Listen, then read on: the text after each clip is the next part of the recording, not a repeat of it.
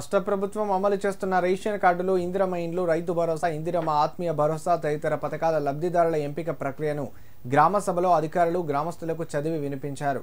సిద్దిపేట జిల్లా దుబాక మున్సిపల్ పరిధిలోని దుంపలపల్లి, చెల్లాపూర్, మల్లాయపల్లి వార్డుల్లో గత వారం రోజుల నుండి వార్డు ఆఫీసర్లు క్షేత్రస్థాయిలో తిరిగి వివరాలు సేకరించి లబ్ధిదారులను గుర్తించారు.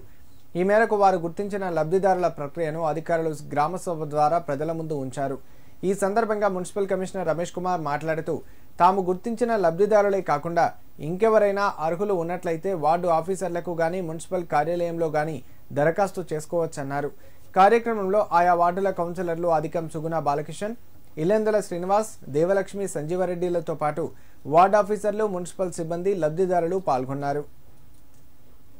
తెలంగాణ రాష్ట్ర ప్రభుత్వం ప్రతిష్టాత్మకంగా నిర్వహిస్తున్న ప్రజాపాలనలో భాగంగా 4 గ్యారంటీల స్కీమ్లు, రైతు భరోసా, ఇందిరమ్మ ఇండ్లు, రేషన్ కార్డులు, ఇందిరమ్మ ఆత్మీయ భరోసా పథకాల గురించి గ్రామ సభలు నిర్వహించమని తెలియడం జరిగింది. అందులో భాగంగా దుంపలపల్లి, చెల్లాపూర్, మల్లాయపల్లి గ్రామాల్లో గ్రామ సభలు నిర్వహించడం జరిగింది. ఇందులో ఇందిరమ్మ ఇండ్ల యొక్క లబ్ధిదారుల జాబితా మరియు రేషన్ కార్డుల జాబితా, రైతు భరోసా యొక్క జాబితా లిస్టును చదివి వినిపించడం జరిగింది. ఏమైనా అభ్యంతరాలు ఉంటే తెలియజేయడం జరిగింది. అదేవిధంగా ఈ యొక్క లిస్టులో రాని వాళ్ళు ఎవరైనా ఉంటే దరఖాస్తు చేసుకోవాలని చెప్పి తెలియజేయడం జరుగుతుంది.